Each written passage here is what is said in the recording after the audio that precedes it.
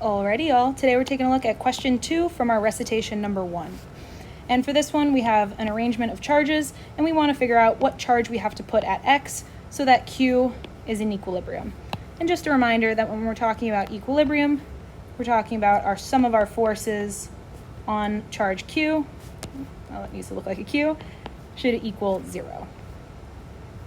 So the way I would approach this is I would think about each potential charge individually acting on Q. So just for the sake of notation, I'm going to call this A, this B, this one will be C. So the first thing I want is I want to figure out what the force of A on Q. And a reminder, I'm using my dealer-feeler notation, so A is exerting a force on Q. So that's what we're thinking about here.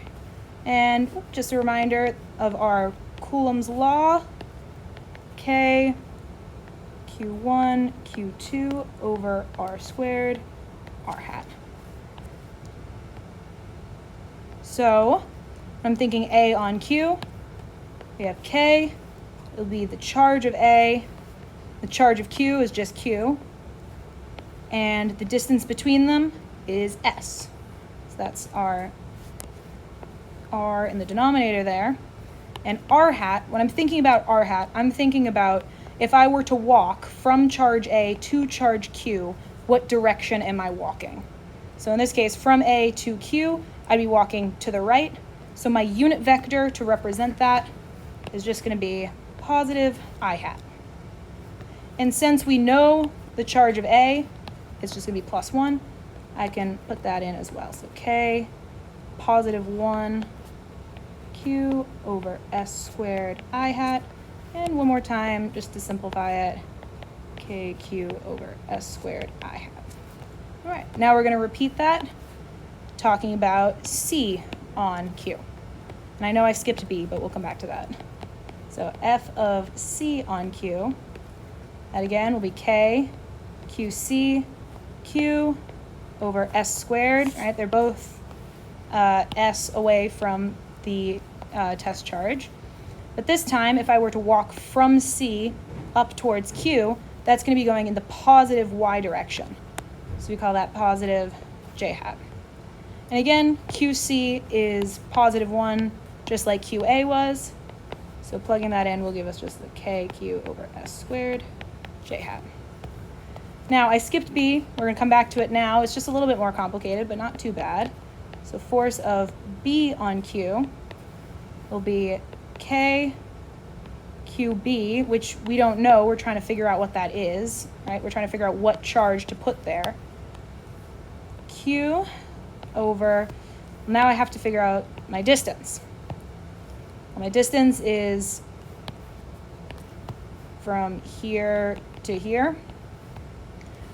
So it's the diagonal of this square. So if I look at this as a right triangle like this, I'll get that that purple line is going to be S squared plus S squared square rooted. We know our Pythagorean theorem, which will end up as S root 2. You can check my math on that if you want.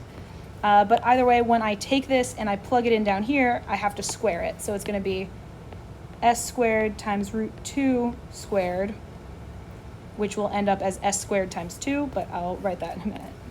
Because the next thing we have to tackle is this R hat. And that R hat is probably the trickiest one yet, because if I think about walking from B to Q, I'm not walking straight to the right, I'm not walking straight up, I'm walking some combination of right and up. And we want to make sure that whatever vector we use to describe our direction, it has to have a magnitude of 1.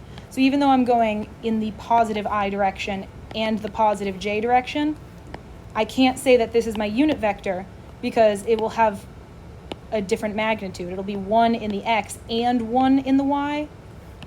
So the total magnitude will be root 2.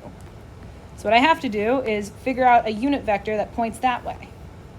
Well, if I come down here and I have that diagonal, right, we know it's the diagonal of a square. Doesn't matter what size square right now because I know this length has to be 1. And if I want to write this in terms of I and j, well, that's really just saying what are my x and y components. And how do I take a vector and break it into x and y components? Well, I do trig. Right? I set up my right triangle, and I say, okay, this is going to be theta. This is my x direction. This is my y direction. And I throw a trig function at it. So if I start with sine theta, sine is going to be opposite over hypotenuse, which tells me that my y direction is going to be 1 times sine theta, or just sine theta. And if I throw cosine at it, it'll be my adjacent over hypotenuse, and that tells me that my x will be 1 times cosine theta. And that theta, though I just kind of threw it there, because this is the diagonal of a square, and this is a right triangle, this is an isosceles right triangle, that theta is 45 degrees, or pi over 4 radians if you're feeling spicy. What that's going to be, it's going to be 1 over root 2. So that tells me for a unit vector, it's 1 over root 2 in the x direction and 1 over root 2 in the y direction.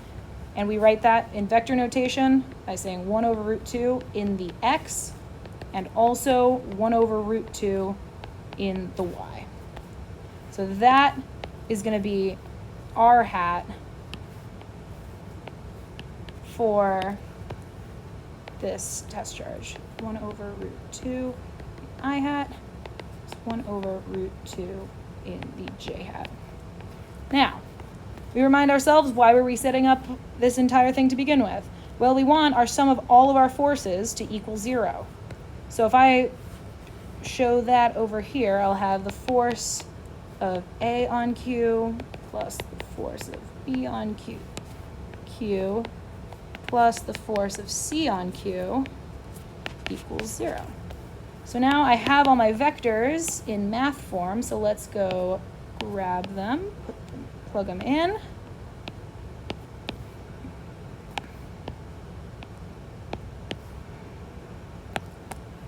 And I'm setting them equal to 0, plus. Now, you may be wondering, how do I deal with these i's and these j's everywhere? Because I can't just take all of this and add my numbers together because there's this vector component as well. Well, the same way that we did our sum of our forces equals 0 in our Physics 211 last semester, we can say that our sum of our forces in the x direction equals 0. We can say our sum of our forces in the y direction equals 0. Same way we said that, I can take all my x components, which is everything with an I hat, add it to this. Sorry, we need to distribute this to each one so that it's the same. Well, by that, it's my x direction equals 0 and my y direction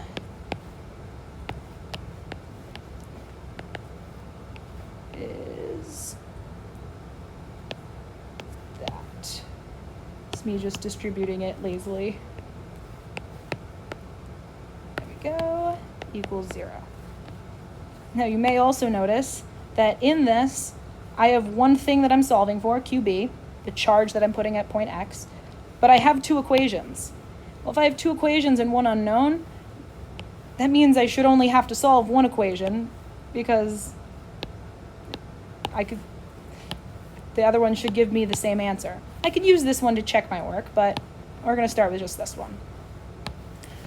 Now it comes down to algebra, and I'm going to say I'm going to factor out and cancel all the terms that are the same. So if I factor out k from both, I can pull q from both, and I can pull an s squared from both, and I can pull I hat from both. That'll leave me with not I hat, just 1 plus qb over 2, because remember that root 2 squared. And we have that extra 1 over root 2 from over here. And that has to equal 0. And now I can just divide this out because my other side is 0. I can divide it out of both sides of my equation. It'll just disappear. And as I solve for QB. I'll say, okay, QB over 2 root 2. If I subtract that 1 over to the other side, and then I'll multiply by my 2 root 2. Now you may have noticed I never mentioned anything about assuming if this Q was positive or negative, because I didn't really have to. I just used a variable to represent whatever it was, and I thought about walking from B to Q, and that I didn't really have to make that assumption and then think back on it. This just gave me my answer, and it makes sense that it would be a negative charge. We can do our sanity check on that, because if Q is positive, which we also don't know, we don't know if this is positive or negative, but let's say it's positive, then this one will repel it this way. This one will repel it this way. So in order for it to be in equilibrium, this one would need to attract it that way. But if Q was negative, then it would be attracted this way, attracted that way, so it would need to be repelled that way. So the secret here is that it doesn't matter the charge of Q, because it canceled out in the end. It doesn't matter if that Q is positive, negative, or whatever, because we didn't make any assumptions about that. And it canceled all out. So I hope you found this video at least a little bit helpful. Let me know if you want me to explain anything else. And I will do my best to try to explain it, because I guess Sydney explains stuff.